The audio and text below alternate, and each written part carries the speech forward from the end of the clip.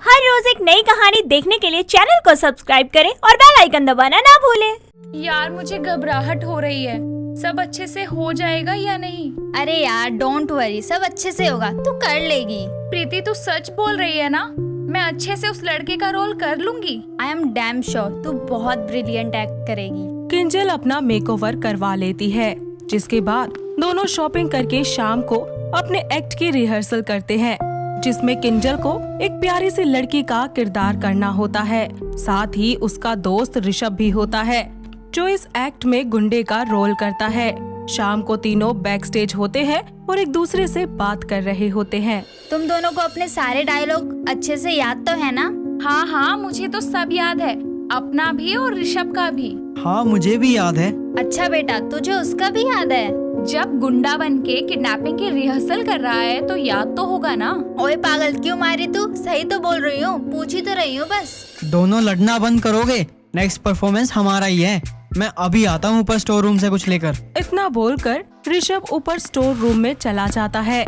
यहाँ स्टेज पर अनाउंसमेंट होती है और किंजल ऋषभ को कॉल करती है। ओए पागल, जल्दी नीचे आना, नाम भी अनाउंस हो गया है। अरे बस आ गया यार, लिफ्ट काम ही नहीं कर रही, इसलिए सीढ़ियों से ऋषभ ऋषभ क्या हुआ? ये कैसी आवाज इतनी जोर से, जैसे कि कुछ गिर गया। हेलो ऋषभ। क्या हुआ? इतनी परेशान क्यों हो रही है? यार मुझे ना कुछ गड़बड़ लग रही है, चल ऋषभ के पास। किंजल और प्रीति भागी भागी ऋषभ के पास जाती है तो देखती है कि ऋषभ को जीने से गिरने की वजह से काफी ज्यादा चोट आई है। दोनों जल्दी से उसे हॉस्पिटल ले जाती हैं, जहां डॉक्टर उसका इलाज करके बताते हैं कि ऋषभ के पैर में फ्रैक्चर आ गया है, जिस वजह से वो अब प्ले नहीं कर पाएगा। तभी उन्हें कॉलेज से कॉल आता है, जिसमें किंजल को ऋषभ की जगह लड़का बनकर परफॉर्म करने को कहा जाता है। और इसके बाद प्रीति ऋषभ के पास रुक जाती है और किंजल परफॉर्मेंस करने के लिए अपने कॉलेज वापस लौटती है। वहां जाकर वो तैयार होती है और उसे नकली मूछें भी लगानी पड़ती हैं।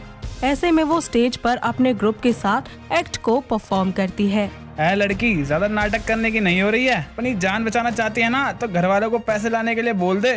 नहीं, मैं नहीं बोलूंगी अपने घर वालों को। जाओ, जो करना है कर लो। ठीक है, अब देख तू, अपन तेरे को खल्लास करके ही छोड़ेगा। कुछ ही देर के बाद प्ले खत्म हो जाता है और पर्दा गिर जाता है, जिस पर प्रीति वहां आकर उससे कहती है, यार तुझे तो पहचान ही नहीं पाई। यार वो तो ठीक है, लेकिन मुझे ऋषभ की बहुत चिंता हो रही है यार। मुझे कैसे भी उसके पास जाना है। तू पागल है क्या? तुझे पता है ना उसके घर पर लड़कियों का आना मना है। उसकी मम्मी कितनी खूसट है। ऐसा मत बोल यार, मैं जानती हूँ कि उनको मैं नहीं पसंद, पर ऋषभ के बगैर मैं नहीं रह सकती।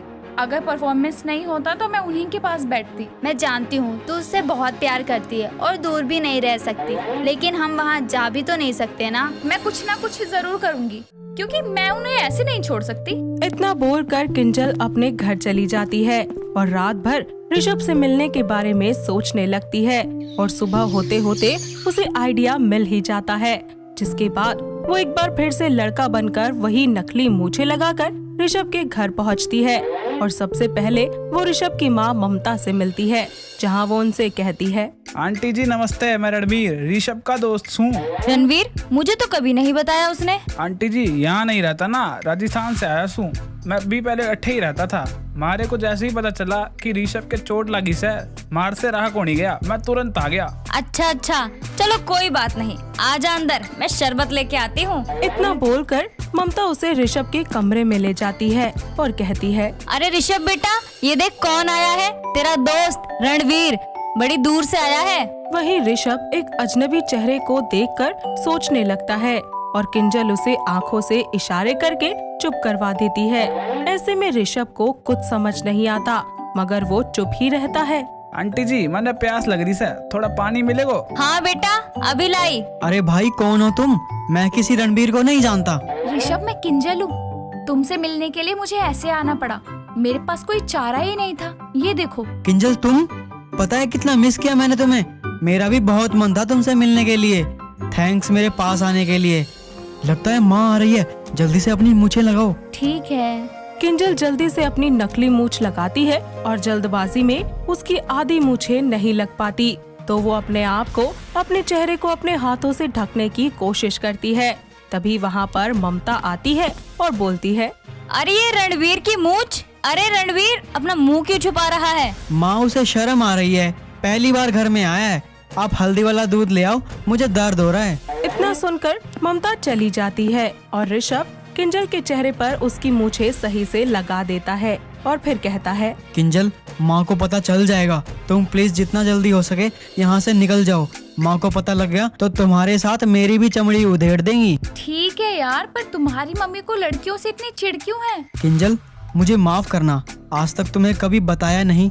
वो माँ ने मेरा कुछ साल पहले एक लड़की से रिश्ता तय किया था और एंड मोमेंट पर वो भाग गई, इसलिए माँ विश्वास नहीं करती लड़कियों पर। इतनी बड़ी बात तुमने मुझे नहीं बताई। खैर कोई बात नहीं, लेकिन तुम्हारी मम्मी कभी ना कभी तो किसी लड़की से तुम्हारी शादी करवाएगी ना। पता नहीं है किंजल, तुम्हें बहुत पापड़ बेलने पड़ेंगे माँ को मनाने के लिए। ममता दूध लेकर आती है और किंजल उसे नमस्ते करके वहाँ से चली जाती है। वक्त बीतता जाता है। इसी तरह अक्सर किंजल ऋषभ से मिलने आती। ममता को भी रणवीर का आना जाना, उसका ख्याल रखना अच्छा लगता था। इसी बीच एक दिन ऋषभ ममता को किंजल की फोटो दिखाकर उसके बारे में बताता है और फिर बोलता है, माँ ये लड़की बहुत अच्छी है और मुझसे बहुत प्यार करती है और आपका बहुत ख्याल रखेगी। ये पहली वाली लड़की की तरह नहीं है। तुझे बोला था ना कि इन लड़कियों से दूर रहा कर, लेकिन तू तो मानता ही नहीं। नहीं माँ, ऐसा कुछ भी नहीं है। आपने ढूंढी थी ना, इस बार अपने बेटे पर विश्वास करके देख लो।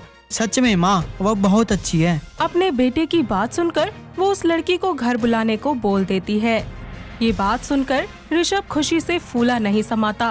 वो जैसे ही किंजल को ये खुशखबरी दे रहा होता है, तभी किंजल रणबीर बन के उससे मिलने चली आती है। कुछ ही देर के बाद ऋषभ उसे बता देता है कि उसे किंजल बनकर मिलने के लिए माँ ने बुलाया है और वो ये बात सुनकर बहुत खुश होती है, जिससे वो वहीं पर ही नाचने लगती है। इसी बीच अचानक उसकी मूछें गिर जाती हैं और ये सब बाहर खड़ी हुई ममता देख लेती है और फिर कहती है, ऋषभ ये वही लड़की है ना जिसकी फोटो तूने अभी दिखाई मुझे? इतना बड़ा विश्वासघात किया मेरे साथ, फिर से लड़का बनकर मूछ लगाकर ये लड़की बनकर इस घर में घुस गया। नहीं माँ, ऐसी कोई धोखा देने वाली बात नहीं है। ये मेरा ख्याल रखने मुझे देखने के लिए आती है यहाँ। चुप कर, अब तुम मुझसे कुछ मत बोल। मैंने सब कुछ देख लिया अपनी आँखों से। आंटी जी ऐसा कुछ नहीं है, ऋषभ सही कह रहा है। मैं इसी को देखने के लिए यहाँ आती थी। आप लड़कियों को अपने घर में लाने से चिढ़ते हो, इसलिए मुझे मजबूरन ऋषभ से मिलने के लिए एक लड़का बनना पड़ा। मेरी बात से अगर आपको बुरा लगा हो तो मुझे माफ कर देना। मैं ऋषभ से बहुत प्यार करती हूँ। आपको जो फैसला लेना हो मुझे बता देना। अब मैं चलती हूँ। रुक जा मेरी मूछों वाली बहू। बहू मतलब माँ ने अपना लिया? अरे सुनाई नहीं दिया क्या? तुझे ही बोल रही हूँ, मूछों वाली बहू। इतना कहकर किंजल रोते हुए अपनी होने वाली सास के गले लग जाती है और इस तरह ममता उन दोनों की शादी के लिए राजी हो जाती है। ऋषभ का पैर ठीक होने के कुछ ही महीनों बाद उन दोनों की धूमधाम से शादी हो जाती है और वो लोग खुशी खुशी अपनी जिंदगी की नई शुरुआत करते हैं। तो दोस्तों, कैसी लगी आपको हमारी ये मूछों वाली बहू की कहानी? क्या आपके घर के आसपास भी है कोई ऐसी बहू जिसने अपनी जिंदगी में कुछ ऐसा खेल रचा हो? अगर हाँ, तो उन्हें ये वीडियो दिखाइए और हमें कमेंट करके बताइए। दोस्तों, अगर आपको ये कहानी पसंद आई तो इसे लाइक करें, शेयर करें और कमेंट करके बताएं कि कहानी में आपको सबसे अच्छा क्या लगा।